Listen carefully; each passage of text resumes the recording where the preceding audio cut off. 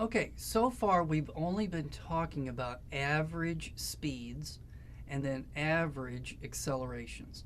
But what we're really interested in is the instantaneous speed, and then also knowing instantaneously where you're located at. So R and then V. And most of the time, we're going to assume that the acceleration is going to be a constant number so that your acceleration is not changing. And so that's going to be true in a lot of situations. The acceleration is going to be a constant. So if that's true, then we could take the formula at the top, that's the definition of acceleration. Acceleration is equal to the change in the speed divided by time. Now we're going to take that formula and then rearrange it for the letter V. So I'm going to let you do that. So take that formula and on a scratch piece of paper do some manipulation so that it says V final equals something. And so what we're going to end up with is that your final speed is going to be equal to your initial speed and then plus your acceleration and then time. So that is going to be we're going to call this the how fast equation because it tells you how fast are you going. So this is a very useful formula, but notice what you need to know. You need to know your initial speed, you need to know your acceleration, and you need to know the amount of time it's going to take you to do it in, and then you can calculate what your final speed is going to be. So here's an example. You have a car that is initially going at 7 meters per second when it hits its brakes. And then the car has a acceleration of, now notice it's a negative number. So it's negative 3 meters per second squared.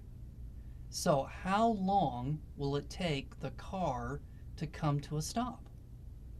So we're going to write down what we're given. And now in this particular question, we were given a piece of information that was not specifically in the problem. And that was the final speed, because it says that it hits its brakes and it comes to a stop. So if it comes to a stop, its final speed is going to be 0.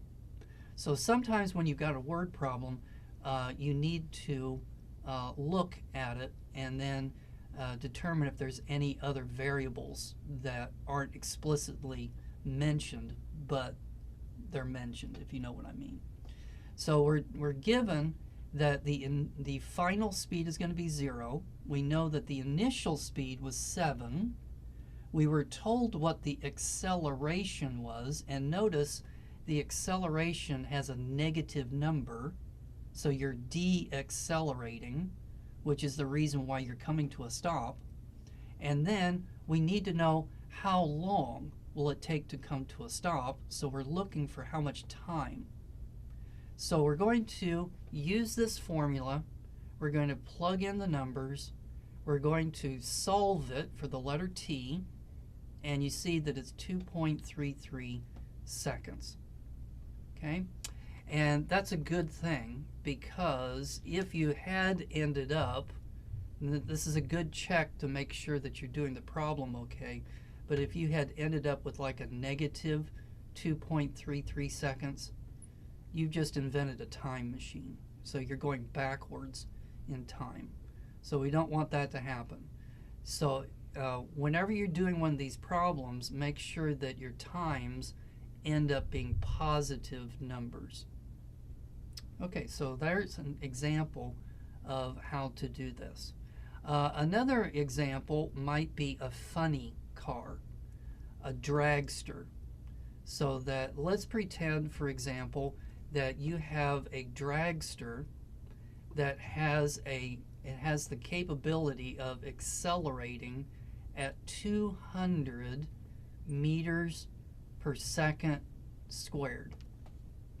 Okay, and let's say that we want to know how fast is it going at the end of 2 seconds.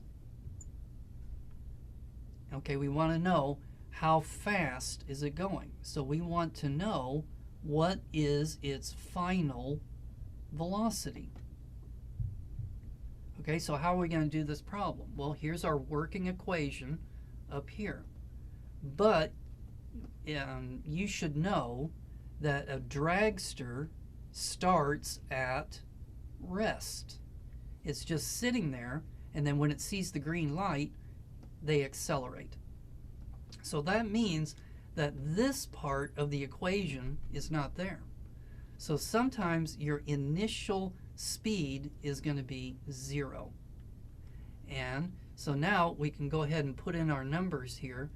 Well, we need to put in 200 for our acceleration, and then we need to put in 2 seconds for the time. So multiplying that together, you're going to end up with 400 meters per second. So I don't know if that's an accurate number or not, so I'm just kind of making up stuff as I go along. But that would be the final speed of the funny car at the end of 2 seconds. Okay, let's take a break, and when we come back, we will talk about how to calculate how far something is going to go.